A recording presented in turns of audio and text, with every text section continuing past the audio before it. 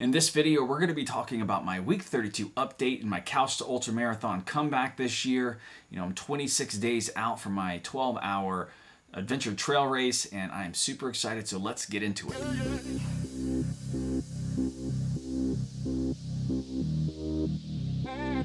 What's up, everybody? John here with Motivation Theory Running. So it's been a good week. This was the first week I completed a back-to-back long run this year. I've had some where I've ran 10 on like a Thursday, 3 on a Friday, and like a 12 on a Saturday, 11 or 12 on a Saturday. But that's not a back-to-back. That's not what I'm talking about. I'm talking about a true back-to-back long run.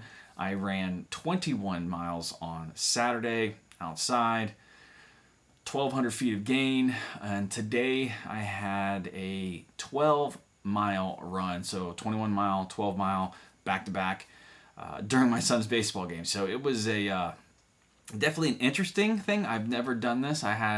Was lucky enough to be at a field where I could run around the field. It had a track around the field, so I did that for quite a long time. 48 laps, 12 miles, 48 laps. It was 0.25 miles, roughly right around that field. And so I spent all day running around it, and everyone thought I was insane.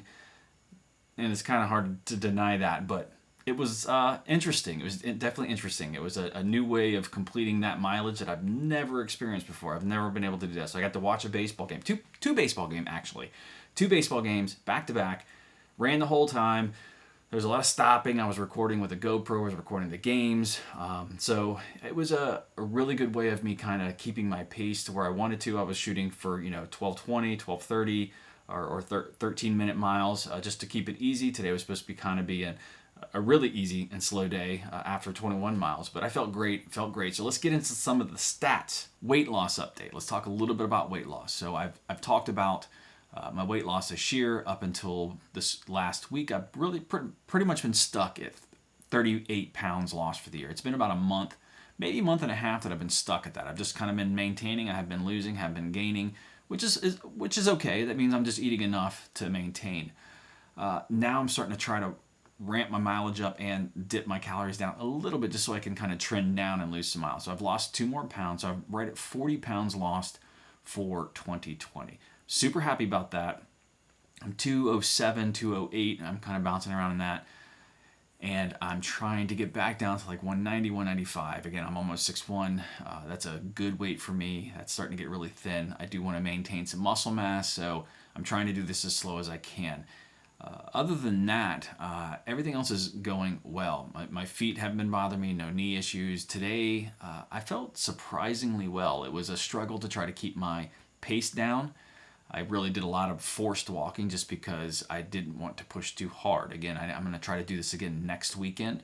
So next weekend's, what are we talking about here on the calendar? 29th and 30th, I'm going to try to do another round of these back-to-back long runs, and then I'm probably going to go back to just one long run during a Sundays and then kind of taper from there. I don't want to push too hard, but this is really trying to get my body to get adapted to these longer distances, more time on my feet. So this week, let's go ahead and hop in here. Training log. So August 17th through 23rd, I did 43.67 miles. 4 runs. I purposely only did 4 runs because I didn't want to run too much during the week because I knew this weekend was going to be tough. So I feel good. I feel good about that. I ran almost 11 before the long weekend. So it turned out all right. I feel really good after those long runs. I was really worried that I was going to get really tore up. I feel fine. I completely feel fine. I've eaten enough. I've slept. I've gotten my rest. And I feel good. So I actually wanted to do a little bit more today, but I wasn't going to push it. There's injury that comes along with being stupid, and I don't want to be stupid, so I stayed away from that. So I want to kind of go over the last month. The last month has been key. So I've talked about having 3 weeks off, roughly. I think I maybe had 1 or 2 runs during that 3-week period. Super needed break. But over the last 4 weeks, I've run 30.25, July 27th through August 2nd.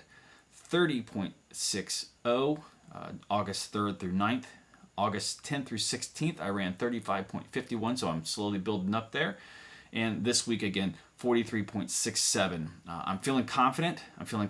And prior to my break, I had ran 251 mile week, so 51. So June 22nd through 28th, I ran 51.09 miles, and then June 15th through the 21st, I ran 51.04 miles.